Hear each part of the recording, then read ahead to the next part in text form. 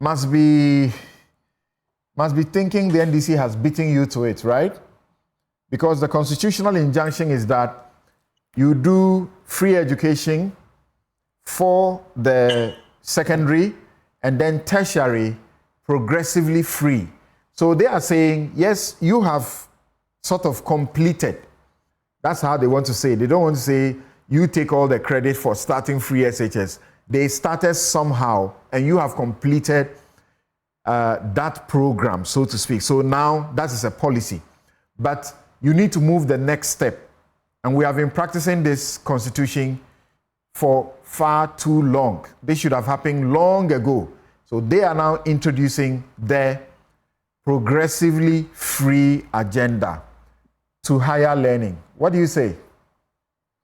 Good morning, Samson, and thank you very much for having me on your show. And good morning to my very good friend, Honorable Kudetua Blakwa, and my dear sister, Nanaya Danto, and of course, Professor Champon, will be joining all our viewers. Good morning to you. Indeed, the thought of proposing an initiative for no fees for level 100 as proposed by the NDC is a strong endorsement of NPP's position as superior when it comes to education. It is an exoneration of our diligent and visionary and consistent position we have maintained since 2008, our manifesto as contained on page 67 of our manifesto on our position on education, ensuring that access is increased at all levels and barriers to education, systemic economic barriers are dismantled. Consistently so from 2017, His Excellency Nana Akufo-Addo and Dr. Mahmoud Bawumia, the Vice President, have demonstrated massive investment across all sectors, and particularly dismantling barriers to access at the secondary level and dismantling barriers to access at the tertiary level. The position of the NDC and in their proposal, as contained in their youth manifesto, particularly the no-fee initiative, is far-fetched. It is, to many Ghanaians, a knee-jerk approach. Obviously, they have realized that every essential aspect of tackling education challenges have been already undertaken by the MPP, and therefore they need to struggle around to find where they can find space. The premise of their 43,000 supposed candidates or students who supposedly gain admissions but fail to report is not well grounded in the fact that one student averagely may apply to 3-4 universities. And so he's going to accept one, he's going to definitely enroll in one. On that issue, the statistics we just shared with you takes care of that. So we are talking about universities in Ghana. Yeah. The total number of admissions that were offered, the total number that honored the admissions, and the total number that could not honor the admissions. So this does not come in at this point. Samson, the scope of that research, as you indicated, pertains to public universities. Is that correct? That's correct. Very well.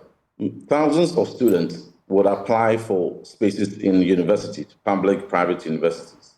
And then same students, a good number of them, will at the same time apply to colleges of education and apply to nursing and midwifery training colleges and other tertiary institutions, technical universities, and other categories of tertiary institutions that are not accounted for in this research. So that's a fundamental flaw upon which their initiative is premised. Again, their position on against free SHS right from particularly from 2012, 2016, have been consistent up until recent weeks, where we had a pronouncement by their flag bearer, a massive endorsement of the free SHS, and their decision to support free SHS. It has always been various criticism. As a matter of record, there are about 11 occasions where pronouncements had been made by former President Mahama and their key stalwarts speaking against free SHS. They had used words like Free SHS is unintelligent policy. Free SHS is a whimsical promise of a desperate politician, and many grounds had been cited. One of the cardinal criticisms of free SHS, one was the fact that it's a wholesale approach. No needs assessment was conducted, and that if the son of Samson could afford pre-sec, for instance, why pay for him? And then he goes to school, and at times he doesn't have full meals. That was one of their cardinal criticisms. Now, you juxtapose that to their proposal policy position on this, the proposed level 100 support, and you ask them, are you targeting? So, no, it covers all. Even that all is questionable. So, there is no element of needs assessment whatsoever to ascertain those who can afford.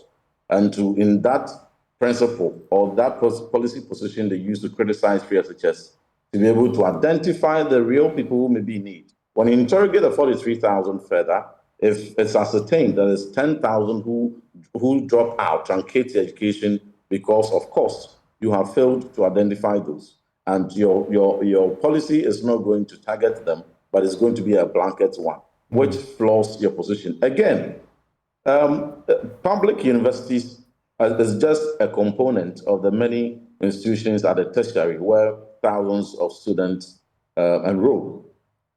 That their policy is only targeting public universities. When they were even asked about technical universities after their press conference, they were unsure. There were many divergent views that were expressed by the NDC on many media channels. And so technical universities definitely were excluded from this policy. Colleges of education were excluded. Nursing and midwifery training colleges and colleges of agric and other tertiary institutions have been excluded in this particular policy. And so it is not a policy that is well thought through. It is not a comprehensive one that is to bring any solution. The other question streamline something for me in your argument. It's a good policy, but not properly thought through. Is that what you're saying? It is not. It's far-fetched. It is a far-fetched policy. Okay, so